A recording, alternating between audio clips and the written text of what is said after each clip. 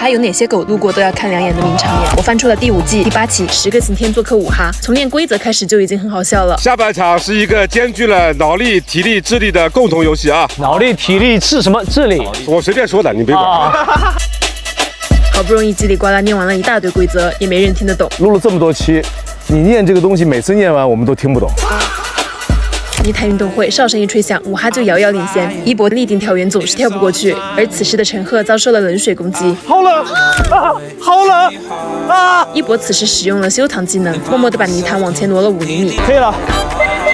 来吧！这个时候，范大哥还坐在水桶上，默默地看戏。没想到来到最后一关，需要用到桶，范大哥立马站了起来，开始紧急修桶。这里进度缓慢，那边10个晴天已经追上来了。超哥魔丸属性发作，抢走了10个晴天的水桶，甚至还扔到了对面鱼塘去。拜拜！弟弟们好不容易把水桶抢了回来，超哥又梅开2度。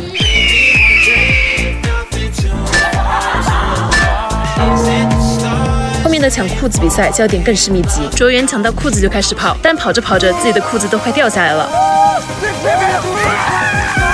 一条裤衩引发的世纪之战，场面混乱到王冕就站在陈赫面前，赫哥都没认出来。王冕呢？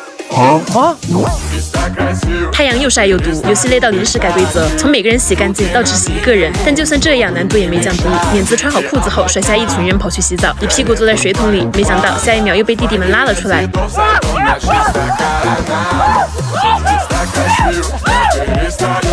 你问范大哥为什么不去帮忙？范大哥已经在土里累得上气不传下气了。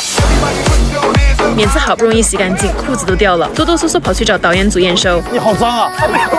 他们说我干净了。我又看不见自己干不干净。好不容易哥哥们把一恒洗干净，中途又遭遇超哥拦截，没招，又开始了一场追逐战。一恒跑到鱼塘里洗了个澡。当你以为这已经够好笑的时候，第3季第4期更是夯中之夯。水呢？